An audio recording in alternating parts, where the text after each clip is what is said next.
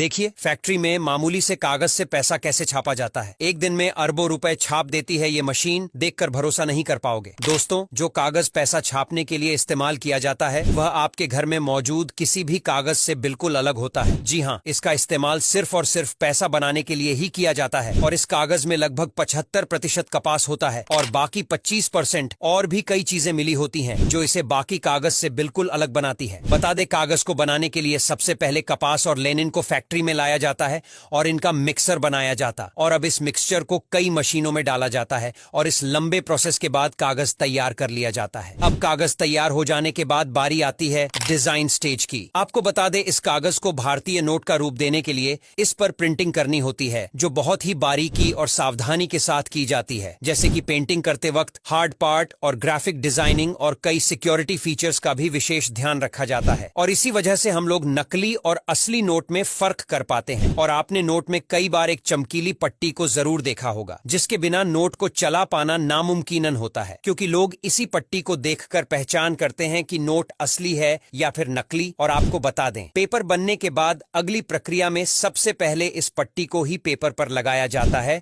और इस पट्टी को लगाने के लिए सबसे पहले एक स्मार्ट मशीन में पेपर के बंडलों को लगाया जाता है जो बड़ी सावधानी के साथ इन पेपरों पर इस तरह की पट्टी लगाती जाती है। फिर पट्टी लगने के बाद गांधी जी के फोटो का वाटरमार्क नोटों पर डाला जाता है और इस वाटरमार्क को नोटों पर डालना भी बड़ी सावधानी का काम होता है, क्योंकि इसे डालते वक्त इस बात का विशेष ध्यान रखा जाता है कि यह वाटरमार्क हर एक नोट पर बिल्कुल बराबर हो। और आपने जब भी किसी भी नोट को अपने हाथ में लिया होगा तो आपने अक्सर देखा होगा कि उस नोट के ऊपर कई नंबर लिखे होते हैं। बता दें, वह नंबर उस नोट के सीरियल नंबर होते हैं, जिससे कि छापते समय एक ही सीरीज में बड़े ध्यान से डाला जाता है। और आपको यह भी बता दे कि प्रिंटिंग के समय हर एक चीज को चेक करने का जुम्मा क्वालिटी इंस्पेक्टर के पास होता है, जो कंप्यूटर के जरिए हर एक चीज को अच्छे से चेक करते रहते हैं। अब इस प्रक्रिया के बाद लगभग आधा नोट तो बनकर तैयार हो जाता है, लेकिन अब अगली प्रक्रिया यानी करेंसी कलरिंग स्टेज की आती है। यह स्टेज बहुत ही ज्यादा मुश्किल भरा होता है, क्योंकि इस स्टेज में नोट के रंग पर पूरी तरह से ध्यान दिया जाता है। जी हाँ,